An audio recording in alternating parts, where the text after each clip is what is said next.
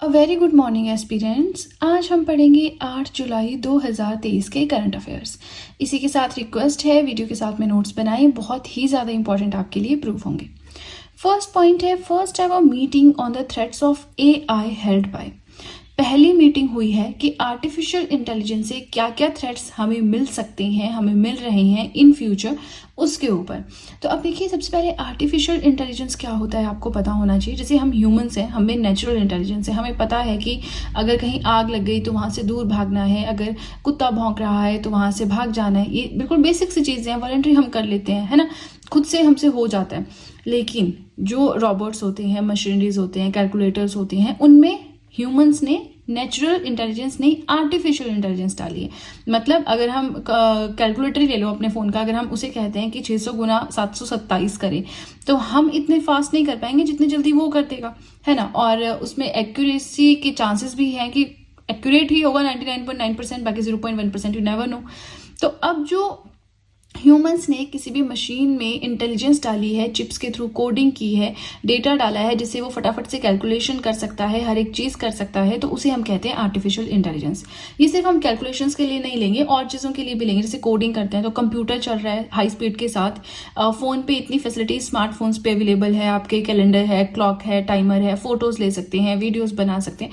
तो ये सब ह्यूमन ने किया हुआ है ना। तो ये सब क्या है, आर्टिफिशियल इंटेलिजेंस है इन सब डिवाइसेस में, ठीक है, जो कोई ना कोई हमें फैसिलिटी प्रोवाइड करवाते हैं उन सब डिवाइसेस में। तो आई होप आपको इस कंसेप्ट समझ आया हो। अब इस आर्टिफिशियल इंटेलिजेंस के थ्रू क्या क्या थ्रेट्स है सोसाइटी में, तो एक तो यही है कि अब मशीनरी का काम इतना ज़्यादा हो गया है, सब कुछ ऑटोमेटिकली हो जाता है, तो इससे जॉब्स जो है वो इंसानों की जा रही है ना। जॉब्स इन द सेंस कि जो हमारे थोड़े ज़्यादा एज्ड लोग होते हैं किसी कंपनी में, तो उनको बाहर निकाल दिया जाता है क्योंकि उनकी ज़रूरत नहीं होती। वो थोड़ी पुरानी टेक्नोलॉजी यूज़ कर रहे थे, कंपनी के लिए काम कर रहे थे, लेकिन जैसे ही नई टेक्नोलॉजी आती है, पहली चीज़ तो कम एम्प्लॉयज़ की ज़रूरत है ना, तो यूथ उनको आराम से मिल जाएगा। सेकेंडली, जो पुराने हैं एम्प्लॉयज़, वो पुरानी टेक्नोलॉजी जानते हैं, नए अपडेशन नहीं उनकी हुई, अपग्रेड नहीं वो हुए, तो इसलिए ये जस्ट एक थ्रेट है। वैसे बहुत सारे थ्रेट्स हैं और भी, हर एक चीज़ का फ़ायदा है तो नुकसान भी है। जैसे इंटरनेट है, उसका फ़ायदा बहुत है बट उतना ही नुकसान भी है ना। तो वैसे ही आर्टिफिशियल इंटेलिजेंस के क्या थ्रेट्स हैं उसके ऊपर मीटिंग हुई थी, जो कि the United nation security council के द्वारा कंडक्ट करवाई गई थी। कंडक्ट इन द सेंस कि इन्होंने वो की थी, है ना, एंड ऑर्गेनाइज की गई थी यूनाइटेड किंगडम के द्वारा, राइट। सेकेंड पॉइंट अगर देखें, state government that aims to bring bill against paper leaks. Paper leak समझते हैं, कोई भी एग्जाम होता है वो उससे पहले लीक हो जाता है, और वो ज़्यादा भी नहीं, 3-4 लाख के पेपर इतने सस्ते बिक जाते हैं, है ना। तो अब सब लेते हैं क्योंकि बेरोजगारी इतनी ज़्यादा है, और सबके पेरेंट्स थे ही ना कुछ करने वाले, कमाने वाले, तो वो अपने बच्चों के लिए इतना कर देते हैं कि टेस्ट क्लियर हो जाएगा। अब ज़्यादा नहीं कहेंगे, बट मैं हिमाचल से हूँ तो हिमाचल में भी ये चीज़ बहुत है। इसकी वजह से इतने ज़्यादा केसेस हैं जो कोर्ट में है या फिर जिनका रिजल्ट डिक्लेयर नहीं हो रहा है। तो ये पेपर लीक्स का बहुत बड़ा इशू है। सरकार को, हर एक स्टेट गवर्नमेंट को इस पर ध्यान देना चाहिए। बहुत ही ज़्यादा अच्छा इनिशिएटिव है, राजस्थान गवर्नमेंट ने ये इनिशिएटिव लिया है, एक बिल पास किया है कि जिसमें पेपर लीक्स जो करते हैं उनके अगेंस्ट स्ट्रिक्ट एक्शन लिया जाएगा, और 10 साल से लाइफ इम्प्रिजनमेंट तक की सजा उन्हें दी जाएगी। तो बहुत ही अच्छा इनिशिएटिव है, ऐसी सजा तो मिलनी चाहिए उनको, है ना, बच्चों की ज़िंदगी से खिलवाड़ करने वालों को ना। बस एम यही था कि जो मैक्सिमम सेंटेंस है ऐसे काम करने वालों की, वो बढ़ानी है, ठीक है। थर्ड पॉइंट, अभी थोड़े ज़्यादा पॉइंट डिस्कस हो गए, ज़्यादा टाइम लग गया, बट हम फटाफट से कवर करने की कोशिश करेंगे। थर्ड पॉइंट है, road safety fortnight campaign launched by. ये कैंपेन किसके द्वारा लॉन्च किया गया है? यूपी गवर्नमेंट के द्वारा। तो रोड सेफ्टी मतलब जो सेफ ड्राइविंग है उससे रिलेटेड कुछ है, क्या है देखते हैं। तो जो एम्प्लॉयज़ हैं, स्पेशली जो स्टेट गवर्नमेंट के अंडर वर्क करते हैं, यूपी सरकार के अंडर जो वर्क करते हैं, उनको एब्सेंट मार्क किया जाएगा अगर if they arrive at office without helmets for the second time. अगर वो दूसरी बार ऑफिस पहुंच जाते हैं बिना हेलमेट के, ठीक है, तो उनको एब्सेंट मार्क किया जाएगा। मतलब अपना हेलमेट अपने साथ लाना जरूरी है। नाउ एम क्या है इस कैंपेन का? Reducing the number of road accidents and raising public awareness about the traffic rules. Traffic rules हैं, उनको फॉलो करो, लोगों में जागरूकता लानी है, प्लस रोड एक्सीडेंट्स कम हो, यही मेन टारगेट। हम सरकार क्यों बोलती है कि आप हेलमेट लगाओ? आपकी अपनी सेफ्टी के लिए। सरकार को क्या फायदा है इससे, है ना, आपकी अपनी सेफ्टी के लिए कि आप हेलमेट लगाओ, आप सही रहेंगे, आपकी फैमिली सही रहेगी, है ना। चलिए, फोर्थ पॉइंट है, ये तो वैसे सिंपल सा पॉइंट है, Haryana restaurants can now remain open 24/7। 24 घंटे हरियाणा में जो रेस्टोरेंट है वो ओपन रह सकते हैं, खुले रह सकते हैं। Now no restrictions on them to close at night. पहले एक क्राइटेरिया होता है कि आपको शाम को बंद रहना है, शाम को रेस्टोरेंट बंद रखने हैं, इतने घंटे तक ही आप रेस्टोरेंट ओपन रख सकते हो। लेकिन अब ये कंडीशन नहीं है, 24/7 रेस्टोरेंट्स ओपन रह सकते हैं। ठीक है।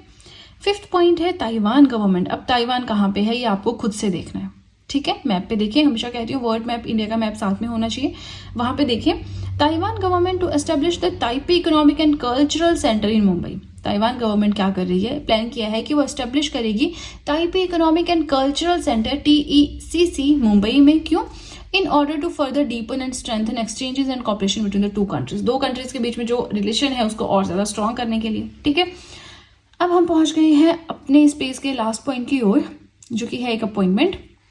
सो पॉइंट नंबर 6 है chairman of team India senior selection committee. Team India की जो सीनियर सिलेक्शन कमेटी है उसके चेयरमैन कौन बने हैं? अजीत अग्रकर बने हैं। और ये अपॉइंटमेंट किसके द्वारा की गई है? BCCI के द्वारा। Here BCCI stands for board of control for cricket in India, जिसकी हेडक्वार्टर्स है मुंबई में। फॉर्मेशन हुई थी 1928 में। It is the national governing body of cricket in India. India में क्रिकेट को गवर्न करने वाली राष्ट्रीय स्तर की एक बॉडी है और दुनिया में क्रिकेट को गवर्न करने वाली सबसे ज्यादा वेल्थीस्ट बॉडी है। ठीक है, board of control for cricket in India, BCCI। जो बिग 3 क्रिकेट ऑर्गेनाइजेशंस है उनमें इसका नाम शामिल है। ठीक है, वैसे मैंने BCCI के बारे में टॉपिक ऑफ द डे में स्टैटिक जीके में बहुत अच्छे से पढ़ाया हुआ, एक पूरी वीडियो में इसके बारे में अच्छे से एक्सप्लेन किया है। तो अगर आपने नहीं वो वीडियो, आप वो देख सकते हैं, आपका कंसेप्ट क्लियर हो जाएगा। चलिए, इसी के साथ हमारा फर्स्ट पेज हुआ कंप्लीट। ज्यादा बातें ना करते हुए सीधे चलते हैं अपने नेक्स्ट पेज की ओर। आज का 7th पॉइंट है Rajasthan breaks 123 years old rainfall record in June since 1901। Rajasthan में 2023 का जो जून था, यानी जो पिछला महीना था, उसमें इतनी ज्यादा बारिश हुई है कि पिछले 123 सालों का रिकॉर्ड टूट गया है। लास्ट टाइम 1901 में इतना ज्यादा रेनफॉल जो है वो कहते हैं ना रिकॉर्ड किया गया था, जैसे हम डेटा रिकॉर्ड करते हैं हर साल। तो अब उसके बाद 123 सालों बाद 2023 में इतना रेनफॉल हुआ है। ठीक है, नाउ 8th पॉइंट आता है new director general of FAO। Here FAO stands for food and agricultural organisation, United Nations की अपनी एजेंसी है। अब यहाँ पे बात हो रही है कि नए डायरेक्टर जनरल FAO के कौन बने हैं? क्यू डोंग्यू बने हैं। कहाँ से हैं? चाइना से हैं। And he is the first Chinese national to serve in the position. इस पोस्ट तक पहुंचने वाले पहले चाइनीज हैं वो। ठीक है, अब देखिए थोड़ा सा FAO के बारे में देखते हैं। Food and agricultural organisation, specialised agency of UN, ये मैंने पहले डिस्कस कर लिया कि यूनाइटेड नेशंस की एक स्पेशलाइज्ड एजेंसी है। Leads international efforts to defeat hunger and improve nutrition. कहीं भूखमरी ना हो, न्यूट्रिशन किसी को कम ना मिल रहा हो, तो इस तरह से फूड से रिलेटेड इसका काम करना है ना। न्यूट्रिशनल वैल्यू सबको अच्छी मिले, कोई भूख से ना मरे, इस तरह से। मोटो क्या है इसका? Let there be bread. Headquarters कहाँ पे है? रोम, इटली। फॉर्मेशन हुई थी 1945 16 अक्टूबर। इसको आप चेक कीजिएगा, मुझे 1965 लग रहा है, इसको एक बार चेक कर लीजिएगा अपने आप से। And it was founded at Quebec city, Canada. Right, चलिए 9th पॉइंट अगर देखें तो यहाँ भी एक न्यू अपॉइंटमेंट हुई है, new national cyber security coordinator. नए नेशनल साइबर सिक्योरिटी कोऑर्डिनेटर कौन बने हैं? Lieutenant general MU Nayar. इससे ज्यादा डेप्थ में आपको ये क्वेश्चन नहीं आएगा। ठीक है, या तो यहाँ से इतना ही आएगा, इससे ज्यादा कुछ नहीं आएगा क्योंकि ये इतना इंपॉर्टेंट नहीं है। बट हाँ, अपॉइंटमेंट है तो आ सकता है, बट इस कोऑर्डिनेशन या नेशनल साइबर सिक्योरिटी के बारे में क्वेश्चन नहीं आएगा। 10th पॉइंट आता है CEO of quick hill technologies. कौन बने हैं CEO क्विक हिल टेक्नोलॉजीज के? तो वो बने हैं Vishal Salvi. It is an Indian multinational cyber security software company. तो ये क्या है? मल्टीनेशनल कंपनी है, MNC है। मल्टीनेशनल क्या होता है कि बहुत सारे नेशंस में इसकी ब्रांचेस हैं। ठीक है, साइबर सिक्योरिटी पे फोकस करने वाली सॉफ्टवेयर कंपनी है। हेडक्वार्टर्स है पुणे, महाराष्ट्र में। अब हम 11th पॉइंट देखें। So Asics India private limited new brand ambassador. इसके न्यू ब्रांड एम्बेसडर कौन बनी है? श्रद्धा कपूर बनी है। Focus is on the theme of. अब ये एसिक्स इंडिया प्राइवेट लिमिटेड है क्या? तो ये फुटवेयर, स्पोर्ट्स वेयर, मतलब शूज वगैरह, स्पोर्ट्स के कपड़े, वैसी चीजें बनाते हैं। तो उसका प्रमोट करने का काम अब श्रद्धा कपूर का। ब्रांड एम्बेसडर क्या होता है? जैसे कोई अगर किसी भी चीज का ब्रांड एम्बेसडर बनता है तो उस प्रोडक्ट को प्रमोट करना है ना, एड्स में आना, टीवी, तो वो सब उनका काम होता है। राइट नाउ ये जो कंपनी है, it focuses on the theme of sound mind sound body. वही है फिजिकल आपका स्ट्रक्चर सही रहे, अच्छे अच्छे कपड़े बनाती है, स्पोर्ट्स वेयर, फुटवेयर बनाती है, तो बस उन्हीं को फिर अब शोकेस करने का काम है श्रद्धा कपूर का। इसी के साथ हम पहुंच गए हैं आज के लास्ट पॉइंट की ओर। आपसे रिक्वेस्ट है वीडियो पसंद आए तो लाइक जरूर कीजिएगा। 12th पॉइंट हमारा है 9th साफ चैंपियनशिप वॉन बाय। साफ stands for south Asian football federation, south Asian football federation.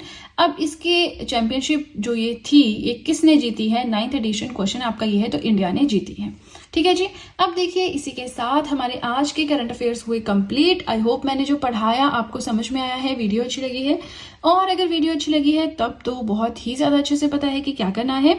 जल्दी से कर दीजिए चैनल को सब्सक्राइब, बेल आइकन को कीजिए प्रेस, सो दैट मैं जैसे कोई वीडियो अपलोड करूँ सबसे पहले नोटिफिकेशन आपके पास पहुंचे। प्लस अपने फ्रेंड्स के साथ भी चैनल का लिंक जरूर शेयर करें। और अगर आप चाहें तो मेरे इन हैंड रिटन नोट्स को परचेज कर सकते हैं। आप चाहें तो मुझे इंस्टाग्राम पे फॉलो कर सकते हैं, दोनों का ही लिंक डिस्क्रिप्शन बॉक्स में दिया हुआ है।